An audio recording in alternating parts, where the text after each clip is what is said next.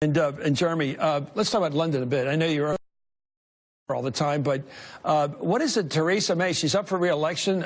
She's talked tough the other day, I thought appropriately, though. And the question is there a tougher policy that Britain could be following, more Trumpian than they're following?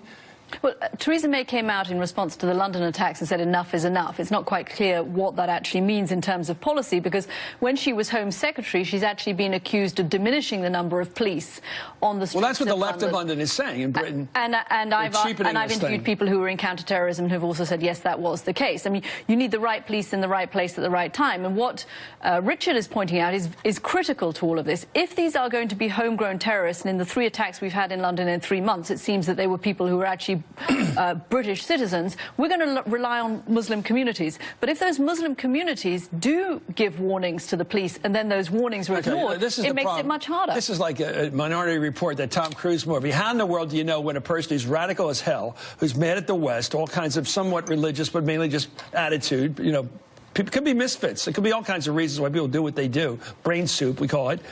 How do you know when somebody's going to get out there with a knife and go running after killing people? They didn't buy large amounts of semi-automatics. They didn't buy a lot of bomb equipment. They just said one day they made a decision to let themselves die in a cause that they found themselves taken by. Yeah, it was low tech. How do you stop that if you're a cop? It was low tech. It was against soft targets, but in this case, it was done by a team of 3 people. Now that's a lead for investigators because they had to coordinate, they had to communicate, they had to rent a vehicle. So this is just a. Well, they didn't have to. They used social media, but they could have talked on the phone. They could have met at a park. But all of those things give investigators ways to listen to. Were they agitated up by online mullahs or anybody? I think it's almost a certainty that they were radicalized and recruited online. And in some ways, though it's a low-tech attack, it's a very high-tech recruitment effort by ISIS. And I also think that why knives?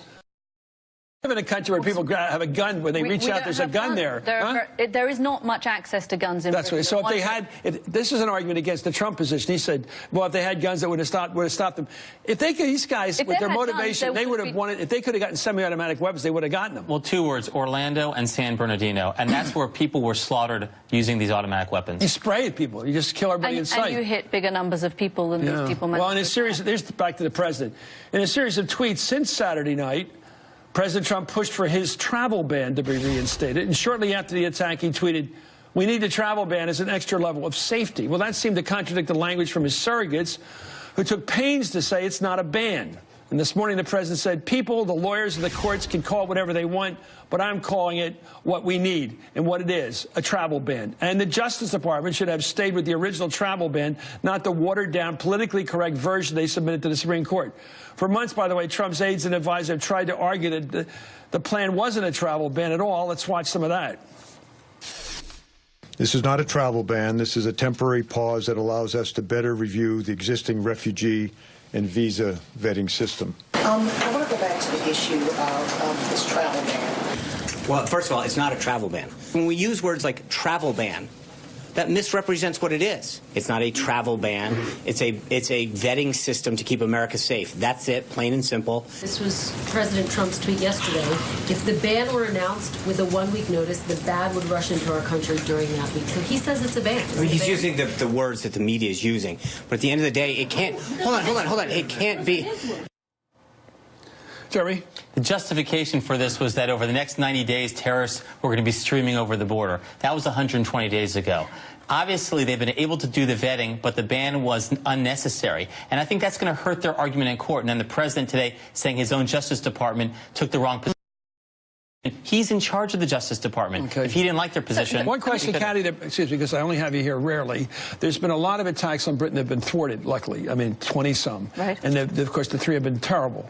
Why Britain getting hit right now? Why are they getting targeted? Does anybody understand? We have a large number of people who went to Syria and have returned, or who now can't go to Syria and are thwarted from that. We have a radicalization that goes on inside prisons. We have radicalization that happens to some extent in schools as well. And we have a large Muslim population with now links to Libya. And Libya is the new breeding ground for Islamic State militants. So you've got that back and forth, and those are the populations that this is coming from. We keep hoping people will assimilate. We keep hoping. Anyway, thank you, Katty Kay.